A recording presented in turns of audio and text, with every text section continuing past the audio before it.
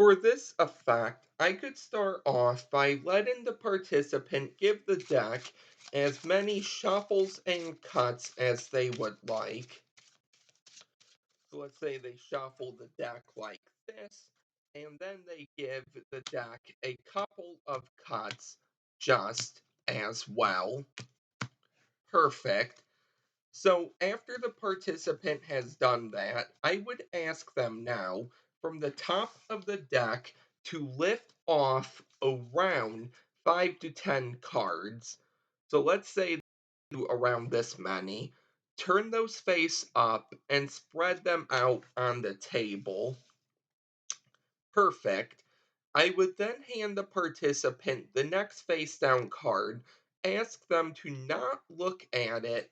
However, with the spread pile of cards, place this card in between any two cards they can remember easily, any two cards they will actually recognize immediately when they see it, just any two cards. So let's say they play some right here in between these two cards. So let me actually show you now the two cards we did and the rest of the cards. So you can see in this case, the participant placed the face down card in between the three of spades and the three of hearts, just like that. We're going to take this packet now and we're going to leave it right here on the table. With the rest of the cards now, I would actually have the participant go ahead and call out stop as I start sliding off cards like this. So let's say they call out stop right here. I would ask them, would you like the King of Hearts or the Five of Diamonds? Let's say they want the King of Hearts, which we will leave actually right where they want it, right next to the five. We're going to take back the rest of the packet now. We're going to spread it out on the table, and we are actually going to look at the face down card in between the two threes. Now, at the beginning, you didn't see the card. It was a face down card. You called out stop at the King of Hearts, but somehow that face down card just happens to be the King of Hearts. And that is the effect. If you would like to learn how to do this, please stick around for the tutorial. Before I get into the tutorial, the cards I am using for today are the Black Remedies by Daniel Madison and Daniel Schneider. I have a deck review on these. I will link that in the description. I also won these cards as part of a brick giveaway from Sean Devine.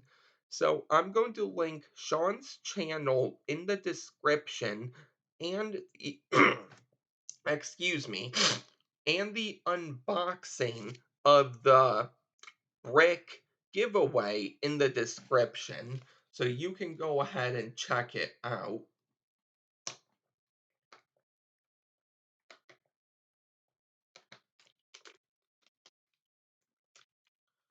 So let's go ahead now and get into this tutorial. So you can first start off by having the deck shuffled and cut as much as the participant would like. It doesn't matter. After they are satisfied, they're going to hand you back the deck, and you explain that you would like for them from the top of the deck to lift off around a small packet of cards, okay? Now, I say 5 to 10, and you will see why. So let's say they lift off this many. They turn them face up, and they spread them out on the table. You're going to hand them the next face down card. You're going to ask them to not look at the card. However, to place it in between any two cards in the packet that they can remember easily, that they will be able to recognize immediately. Any two cards. The reason you don't have them look at this card is because it is going to change, and plus, it's going to be that mystery card, which is going to end up being their card. So let's say in this case, they do it right here. You're going to square up the packet now and place it on top of the deck. You then explain that you are going to show them now the rest of the cards they could have placed the mystery card in between, and then what two cards they also placed the card in between.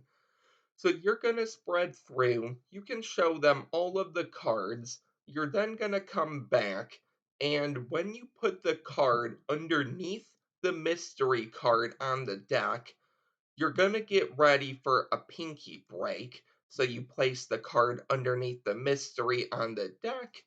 You then place the mystery card.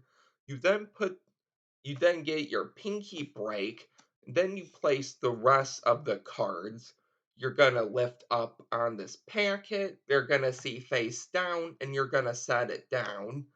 So now you are going to try to convince them when you set it down that you placed the entire packet down.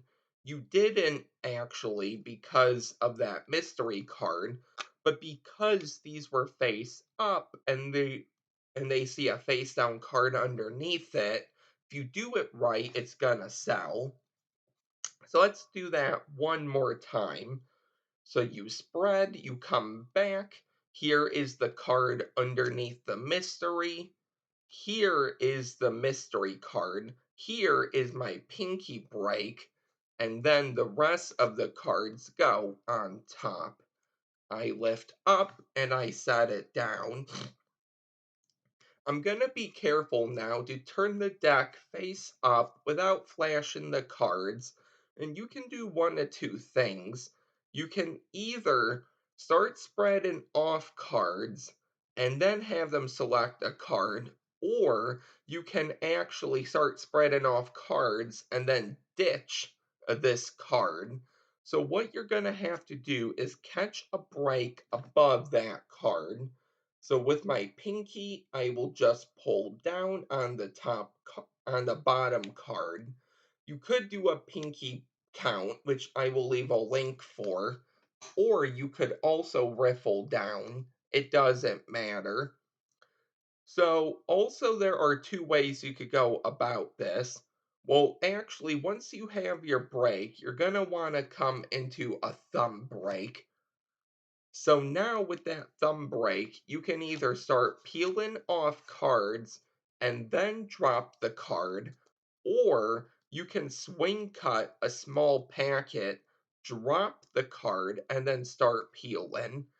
If you don't know how to do a swing cut, I will link it in the description. But what I did was I swing cut a small packet of cards. I came to the bottom.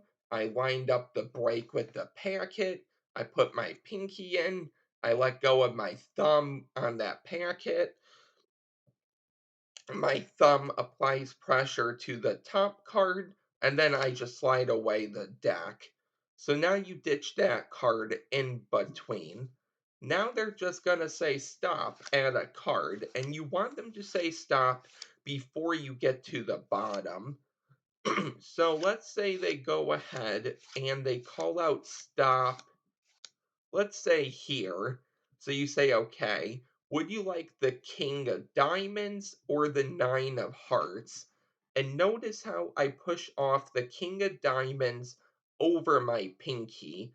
That's because if they name the king of diamonds, you're going to pull it back with your thumb, catch a break, and then do the next move.